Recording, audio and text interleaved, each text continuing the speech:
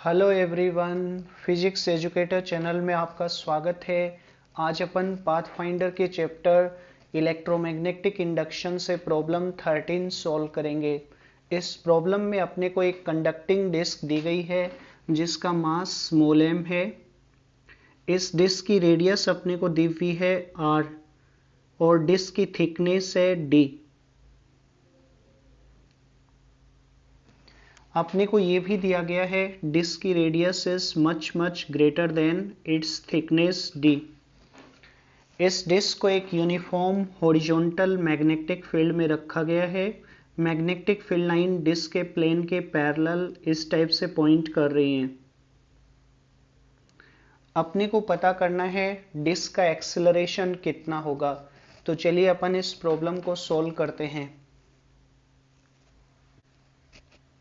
Magnetic field में एक moving conductor में मोशनल ईएमएफ इंड्यूस्ड होता है। जब अपन डिस्क को रेस से रिलीज करते हैं तो डिस्क mg के इफेक्ट में नीचे की ओर मूव करना स्टार्ट करेगी। किसी इंस्टेंट पे मान लेते हैं डिस्क की वेलोसिटी v है डाउनवर्ड डायरेक्शन में। इसमें इंड्यूस्ड मोशनल ईएमएफ की वैल्यू अपन ये लिख सकते हैं E is equal to VBD। यहाँ पे v वेक्टर, b वेक्टर और d वेक्टर तीनों म्यूचुअली परपेंडिकुलर डायरेक्शंस में पॉइंट कर रहे हैं। मोशनल ईएमएफ का पोलैरिटी अपन राइट हैंड रूल से पता कर सकते हैं। इसकी पोलैरिटी v क्रॉस b की डायरेक्शन में होगी।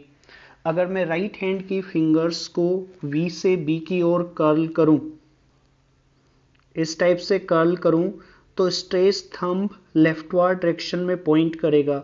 इसका मतलब मोशनल ईएमएफ का पोलैरिटी इस टाइप से रहेगा। इस मोशनल ईएमएफ की वजह से चार्जेस मूव करना स्टार्ट करेंगे और इस डिस्क की लेफ्ट सरफेस पे पॉजिटिव चार्ज एक्यूमुलेट हो जाएगा। किसी इंस्टेंट पे मान लेते हैं लेफ्ट सरफेस पे पॉजिटिव चार्ज है +q और राइट सरफेस पे नेगेटिव चार्ज है -q। ये डिस्क एक कैपेसिटर की तरह बिहेव करेगी।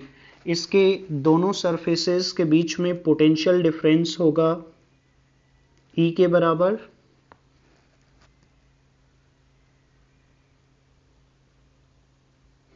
इस पे चार्ज को अपन ये लिख सकते हैं Q is equal to C E। ये एक पैरेलल प्लेट कैपेसिटर की तरह बिहेव कर रही है, तो इसका कैपेसिटेंस अपन ये लिख सकते हैं epsilon not A upon D, जहां पे A तो डिस्क का एरिया हो जाएगा और D दोनों सर्कुलर फेसेस के बीच सेपरेशन है। तो इसको अपन ये लिखेंगे epsilon naught pi r square upon D, यानी Q की वैल्यू अपने पास ही आ जाएगी Q is equal to epsilon naught pi r square upon D into VBD। D से तो D कैंसिल हो जाएगा, चार्ज की वैल्यू ये आएगी Q is equal to epsilon naught pi r square BV।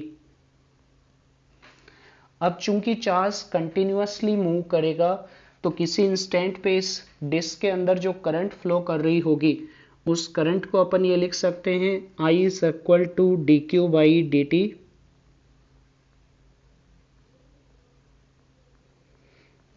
अगर मैं Q को डिफरेंशिएट करूं टाइम के साथ तो बाकी सारी टर्म्स तो कांस्टेंट हैं, केवल V चेंज हो रहा है। तो अपने पास ही आ जाएगा epsilon naught pi r square B dV by dt। dV by dt इस डिस्क का एक्सेलरेशन है, तो करंट का एक्सप्रेशन ये आ जाएगा I is equal to epsilon naught pi r square B into A। Disc के अंदर इतनी करंट फ्लो करेगी। डिस्क के अंदर ये करंट राइट फेस से लेफ्ट फेस की ओर फ्लो करेगी और मैग्नेटिक फील्ड में एक करंट कैरिंग कंडक्टर पे मैग्नेटिक फोर्स एक्ट होता है। अपन इस डिस्क को इस तरह से दिखा सकते हैं।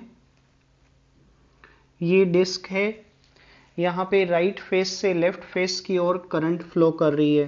करंट का मैग्नीट्यूड I है जो अपन ऑलरेडी कैलकुलेट कर चुके हैं।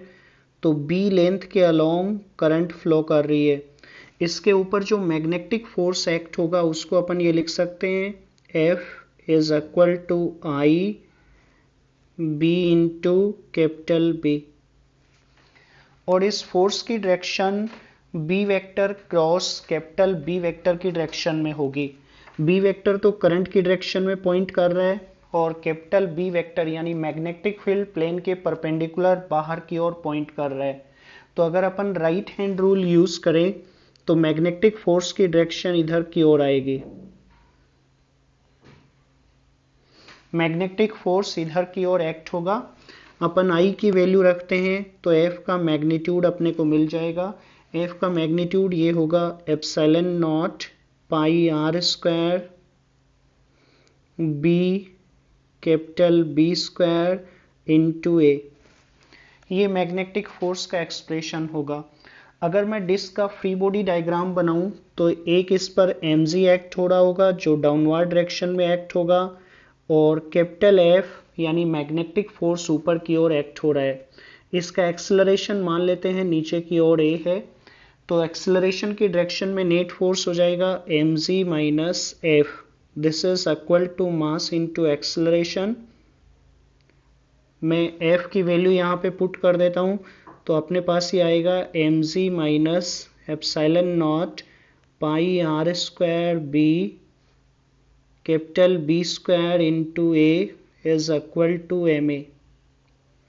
A वाली टर्म्स को एक तरफ लिख लेते हैं तो ये आ जाएगा mg is equal to epsilon naught pi R square B into capital B square plus m into A।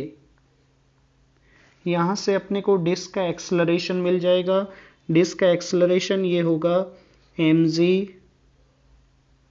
Upon m plus epsilon naught pi R square B into capital B square. ये disc का acceleration रहेगा। तो यही अपना answer होगा।